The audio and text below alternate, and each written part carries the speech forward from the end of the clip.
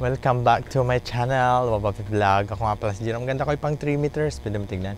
Pero wag mo nang titigan. So, nandito naman tayo ulit sa aming bahay dito sa Lingayen, Barangay Tonton. So, nakauwi na naman ako. So, kakatapos ko lang nag-refresh. Kasi may gusto akong sabihin ngayon kasi gusto kong magbuo ng podcast at sarili kong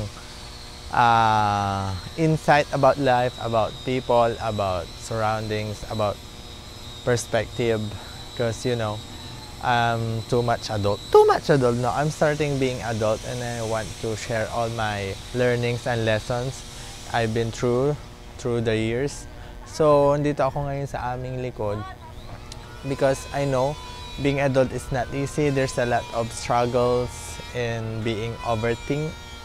Tsaka ang dami mo talagang pwedeng pagdaanan at pwede mong ma-encounter day by day. So, may mga thoughts ako na gusto kong sabihin, pero hindi ko pa rin sasabihin ngayon kasi ito lang yung start ng pagiging real talk sa mga bagay-bagay na nangyari sa akin this year, yung mga pinagdaanan ko about love, about friend, about being broken, about being happy every day in my life. So, gusto ko lang sabihin sa inyo na in the following upload sa aking YouTube channel na gusto kong i-upload yung mga self-realization, self-perspective at kung ano-ano yung mga naisip kong i-discuss sa inyo within and myself para ma-share ko rin sa inyo na siguro makaka-relate kayo at try nyo rin na sarili nyo kung ba't nyo na-experience yung mga ganong bagay. So yun, ito lang yung bungad ko na gusto kong sabihin. So nandito ako ngayon sa aming likod, dito yung fish pen namin.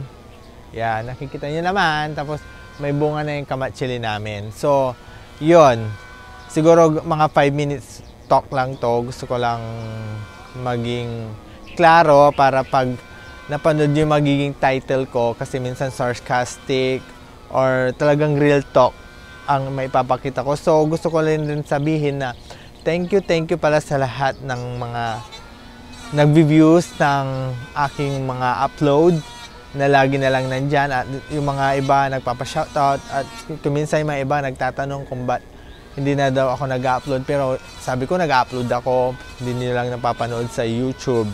So sa YouTube lang talaga ako nag-focus kasi hindi naman lahat nag-YouTube. So kung sino lang ang makakita ng aking mga upload, yun lang ang makakapanood.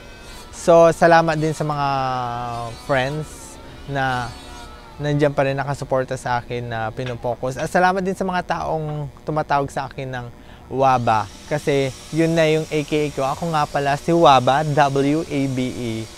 Woman, basta parang ganon. Saka ko na ilalagay yung meaning ng Waba, pag-iisipan ko muna. Kung so nakikita nyo, nandito nga ako, pauli-uli na lang. So, yun na lang muna. So, ang susunod na ma-upload ko ay siguro yung laro namin na nangyari kahapon lang kay talo kami, at least binigay namin yung best namin. Siguro magpa-practice pa kami at gagawa ng ibang tactics para mapalaro ang mga susunod na laro namin. So, abangan nyo yung magiging upload ko na about sa laro namin sa volleyball kasi alam nyo naman na naglalaro ako ng volleyball at marami na rin akong upload na volleyball. Iyan nyo na lang, i-throwback nyo na lang yung mga laro kong volleyball. Yun na lang muna. Bye!